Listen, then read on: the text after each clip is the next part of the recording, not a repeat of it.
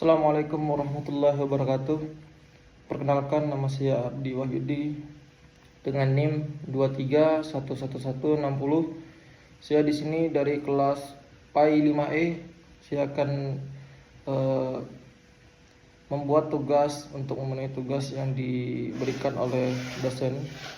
Baik, saya akan menjawab soal yang pertama, yaitu mengapa kurikulum Merdeka menekankan pengembangan profil pelajar Pancasila serta literasi numerasi. Baik, kurikulum Merdeka merupakan pembaruan dalam sistem pendidikan Indonesia yang bertujuan menyesuaikan pembelajaran dengan kebutuhan siswa di abad ke-21. Fokus besar yang diberikan pada profil pelajar Pancasila serta literasi numerasi bukan tanpa alasan, melainkan karena kedua aspek ini merupakan pondasi utama dalam membangun generasi muda yang cerdas, berkarakter, serta beradaptasi dalam perubahan sosial, budaya, teknologi yang sangat cepat. Pertama, penekanan pada profil pelajar Pancasila bertujuan membentuk karakter siswa yang kuat di tengah era globalisasi dengan derasnya arus informasi digital. Banyak nilai-nilai kebangsaan yang perlahan terkikis, yang mana karena itu karakter seperti keimanan, ketakwaan, integritas, gotong royong, kemampuan berpikir kritis, serta kreativitas, serta kemampuan memahami keberagaman harus dibangun sejak dini. Nah, nilai-nilai ini tidak hanya penting bagi perkembangan pribadi siswa, tetapi juga penting untuk membangun masyarakat dan bangsa yang beradab dan harmonis. Pendidikan tidak boleh hanya mencetak siswa yang cerdas dari aspek akademik, tetapi juga memiliki karakter dan moral yang baik. Terus yang kedua, kurikulum Merdeka menekankan literasi dan numerasi karena kedua kemampuan tersebut adalah keterampilan dasar yang wajib dikuasai agar siswa mampu memahami pelajaran lain. Seperti literasi tidak hanya berarti kemampuan membaca dan menulis, tetapi juga kemampuan yang memahami informasi, berpikir kritis, serta mampu menilai suatu teks atau data secara bijak. Yang mana di era banjir informasi overload, literasi menjadi kunci agar siswa tidak mudah terpengaruh berita bohong serta mampu mengambil keputusan yang tepat. Nah, sementara itu juga numerasi diperlukan untuk membantu siswa memahami data, menghitung, menganalisis, dan memecahkan masalah di kehidupan nyata. Yang mana kemampuan ini sangatlah penting di tengah perkembangan teknologi, sains, ekonomi, dan dunia kerja. Tanpa literasi dan numerasi yang kuat, siswa akan tertinggal dalam banyak aspek kehidupan. Dengan demikian juga penekanan pada profil pelajar Pancasila serta literasi numerasi di kurikulum Merdeka yang mana bertujuan menghasilkan peserta didik yang tidak hanya pintar dari segi akademik, tetapi juga matang secara karakter, adaptif, serta mampu menghadapi berbagai tantangan global di era yang akan datang. Terus soal yang kedua, yaitu materi PAI apa yang cocok untuk dimasukkan ke dalam tema sustainability dengan isu penurunan kuantitas dan kualitas air. Baik, tema sustainability atau pembangunan berkelanjutan sangatlah relevan untuk diintegrasikan dengan pendidikan agama Islam atau PAI. Karena Islam memiliki ajaran yang sangat kuat terkait pelestarian lingkungan, yang mana ketika membahas isu penurunan kuantitas dan kualitas air terhadap beberapa materi PAI yang sangat cocok untuk dimasukkan, yaitu yang pertama, materi akhlak.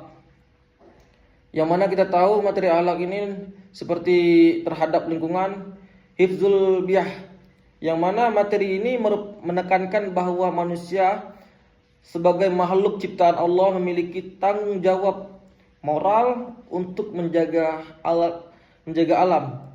Dalam Islam juga menjaga kebersihan air termasuk bagian dari menjaga lingkungan. Penurunan kuantitas air akibat sampah, limbah, dan pencemaran jelas bertentangan dengan ajaran Islam yang menghendaki kebersihan dan kelestarian alam. Terus yang kedua itu materi manusia sebagai khalifah di bumi. Allah menciptakan manusia sebagai khalifah. Allah menciptakan manusia itu di muka bumi ini sebagai khalifah atau pemimpin yang mana bertugas merawat dan melestarikan bumi. Isu berkurangnya kualitas air merupakan bukti bahwa manusia telah ataupun lalai menjalankan amanah tersebut, yang mana berarti ini dapat menjadi landasan untuk mengajak siswa atau memahami bahwa menjaga air merupakan ibadah dan bernilai di sisi Allah Subhanahu wa taala. Terus yang ketiga itu larangan berbuat kerusakan. Seperti contoh Quran surah Al-A'raf ayat 56, yang mana ayat ini menegaskan bahwa manusia ini dilarang membuat kerusakan di muka bumi, yang mana kerusakan alam termasuk pencemaran air merupakan bagian dan perbuatan yang dilarang agama.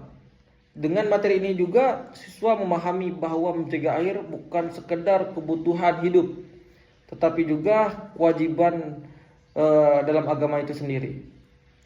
Terus yaitu ada materi fikih tentang bab taharah atau bersuci, yang mana air ini juga merupakan komponen utama dalam ibadah seperti wudu, mandi wajib, dan bersuci lainnya. Nah, jika kualitas air yang buruk, ibadah menjadi terhambat, sudah pasti. Dan ini juga menjadi pembelajaran nyata bahwa menjaga kualitas air sangatlah penting agar ibadah dapat dilakukan secara sah.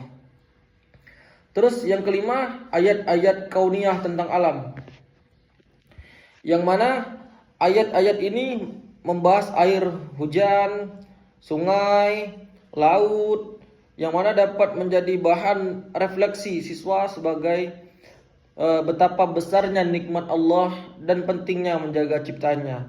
Nah, dengan demikian ini juga materi-materi PAI ini tersebut sangat relevan untuk membangun kesadaran siswa mengenai pentingnya menjaga lingkungan dan sumber daya air.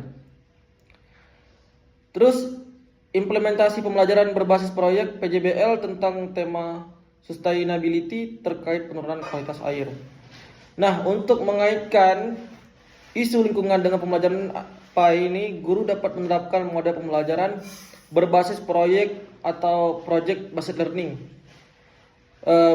Yang mana contoh pertama yaitu identifikasi masalah, yang mana guru memperkenalkan isu penurunan kualitas dan kuantitas air di Provinsi Bangka Belitung, yang mana berdasarkan laporan lingkungan, guru mengajak siswa itu menganalisis penyebab seperti penambangan timah, pencemaran limbah rumah tangga, terus kurangnya penghijauan, dan kebiasaan masyarakat yang tidak menjaga kebersihan lingkungan.